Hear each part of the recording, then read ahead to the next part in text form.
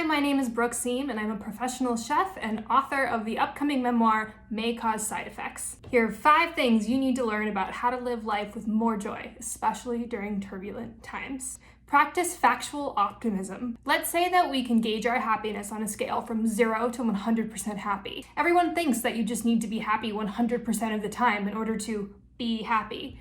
In reality, all you need is to be happy 51% of the time in order to live an objectively great life. If a decision is clearly not going to make you happy, maybe it only brings 30% happiness, it's a no-go. But as long as it's 51% or higher, you're good to go, because every single decision that's 51% happiness or more is going to contribute to your overall lifetime happiness average. Visualize the data. Actually write down your level of happiness every day. Maybe one day you're 83 and then you're 21. Look at it, visualize it. Watch how your happiness will go up and down over time, and it's going to help you be so much more objective about how you're doing and how you're really feeling. Neuter your social media. Relentlessly unfollow, unfriend, and mute. I'm serious, everyone, even the people you like. You can still check these people's accounts and engage. Only do it on your terms when you're emotionally up for it. Discover your non-negotiables. I lived for 3 years in the Pacific Northwest. I wasn't depressed, I wasn't totally unhappy, I also wasn't thriving. And then life kind of took me back to my hometown.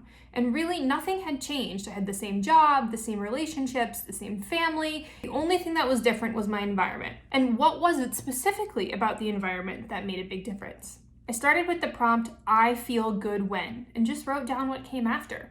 It included things like having the morning to myself, having natural sunlight, being able to see nature from my window, drinking tea instead of coffee, limiting my alcohol consumption to less than 2 days a week, making sure I'm in bed by 10 and up by 7. When I was living in the Pacific Northwest, I wasn't really getting a lot of those things. I couldn't see nature from my window. There wasn't any sunlight coming into my home. I didn't get mornings to myself. All of these things affected my wake-up time, which meant I started the day later, and therefore I was less productive and more lugubrious, and therefore I drank more and needed more coffee, and it all just kind of came tumbling down. Notice that none of this was about my career, about money, family, relationships, none of that. None of those things can really thrive if you don't understand the components that are going to support them. Turn inward. You do not see the world as it is. You see it as you are. Think of the world as a mirror. People are only triggered by events that reflect some sort of unresolved wounding. This is why we all lose our minds over different things and can't ever agree on what the most important thing to address is. The pandemic is a perfect example. We are all experiencing the same event, but it's mirroring different kinds of distress. Health anxiety, financial anxiety, mandatory measure anxiety, vaccine anxiety, freedom anxiety, restriction anxiety, whatever. It's all just fear. We all have some sort of fear that's being triggered by this. The work